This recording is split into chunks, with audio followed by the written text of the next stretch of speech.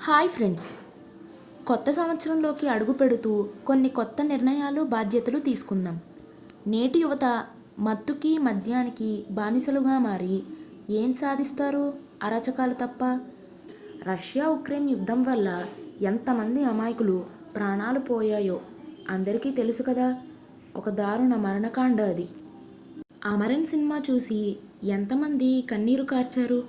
అలాంటి ముకుందులు ఎంతమంది తమ ప్రాణాలు మన కోసం గడ్డకట్టు మంచులో, కణకణమండే ఎండలో, దేశ సరిహద్దులో అయిన వాళ్ళని వదిలి కాపలా కాస్తున్నారు కదా. మన కోసం, కేవలం మన కోసం.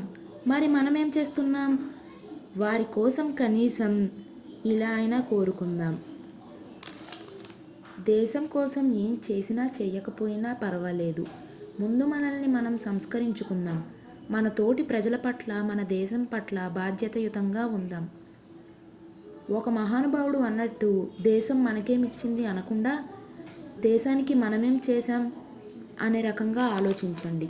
అందుకే యుద్ధాలు రాకుండా నా దేశ ప్రజలందరూ సుఖ సంతోషాలతో ఉండాలని కోరుకుంటూ న్యూ ఇయర్కి స్వాగతం చెబుదాం. Wishing you a very happy new year.